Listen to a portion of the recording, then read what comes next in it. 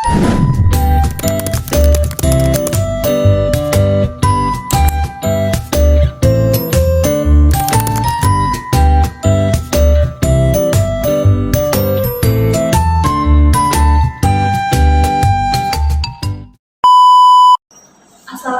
warahmatullahi wabarakatuh. Waalaikumsalam warahmatullahi wabarakatuh. Selamat siang, salam sejahtera bagi kita semua. Sebelumnya, perkenalkan nama saya Alifia Yunisa, selaku mediator yang ditunjuk oleh saudara semua dalam proses mediasi hari ini. Untuk selanjutnya, saya persilakan untuk memperkenalkan diri selaku penggugat, kuasa hukum penggugat, dan tergugat. Saya Denisa Alia selaku penggugat. Dan saya Nopal Arifmana, kuasa hukum dari penggugat.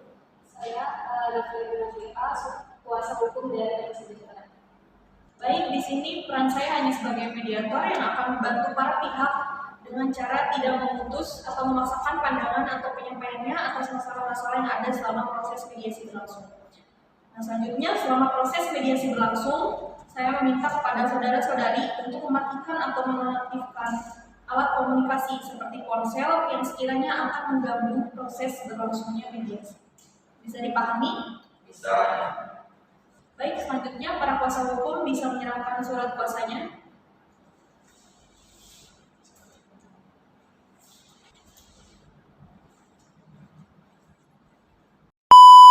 Baik, jadi gini Bu, saya memiliki sebidang tanah yang kebetulan bersebelahan dengan PT Sejahtera. Mereka membangun sebuah tembok yang mengambil sebesar 15 meter.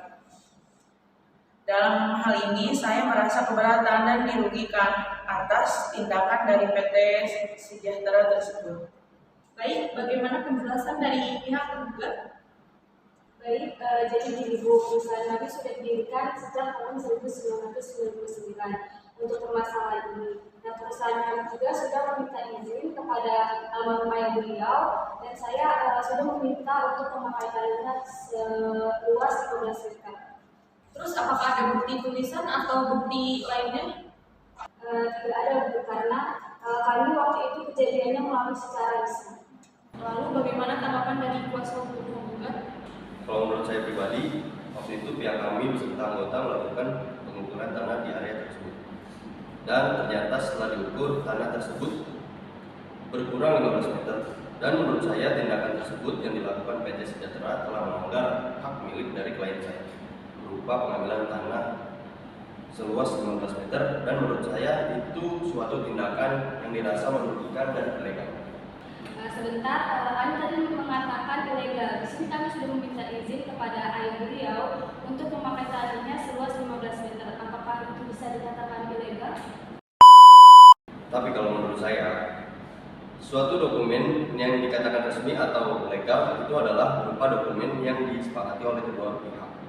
Itu yang pertama. Dan yang kedua bisa berupa tertulis. Itu akan mempermudah penggugat maupun tergugat untuk menyepakati bersama. Gitu. Terus dari pihak penggugat, apakah sebelumnya ayahnya sudah menjelaskan tentang masalah ini? Tidak pernah sama sekali. Kenapa perlu dibicarakan sekarang tentang kasus ini? Kenapa nggak dari dulu? Karena saya baru pindah dari Pekalongan dan ingin membangun rumah di tanah tersebut.